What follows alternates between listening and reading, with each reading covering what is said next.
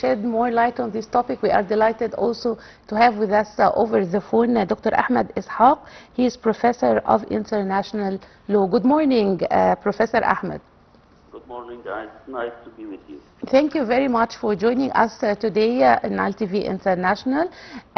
We would like you to tell us more about the criteria used by the Council to grant or renew this top classification and how the NCHR fulfilled them.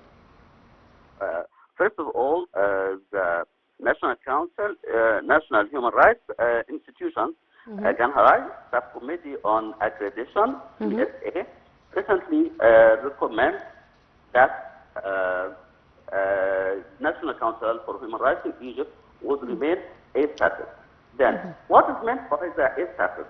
The A status is accreditation from the National Human Rights Institution, Ganharai, that had in principle for the Global Alliance Human Rights Institutions to accredit these bodies as A status to be full compliance with Paris Principles, or B status to be partial compliance with Paris Principles. Yeah. What is this Paris Principles to that diverse human rights institutions to A status and B status? The Paris Principles refers to the international standard for national human rights institutions that were adopted by UN General Assembly in 1993 to ensure that these bodies are credible, independent, and effective. Paris Principles for Human Rights has a purpose to define a minimum standard for how national human rights institutions should operate to consider credible and effective.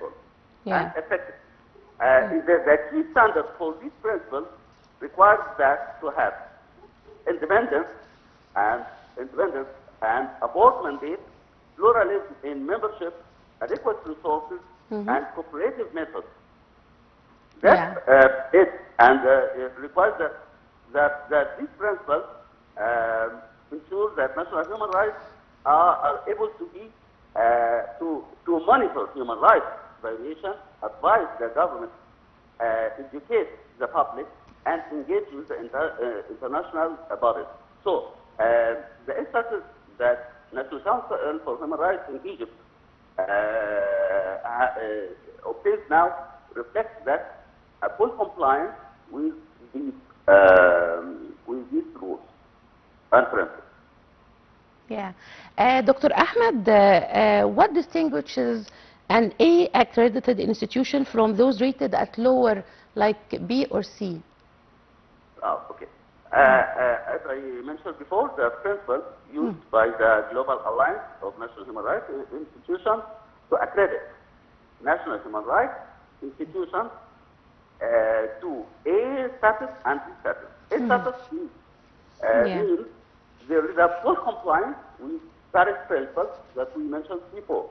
B status refers to a partial compliance with this principle. That means that all the Paris Principles are not fully applied in this system. Yes. Dr. Ahmed Eshak, the Professor of International Law, thank you very much for joining us today in Nile TV International. And back to our studio, we are going to now talk about Gaza reconstruction plans and the efforts exerted by Egypt and the Arab countries and the whole world to reconstruct Gaza, and in light of the rapid transformation taking place in Palestinian arena following the devastating war on Gaza, the idea of diplomacy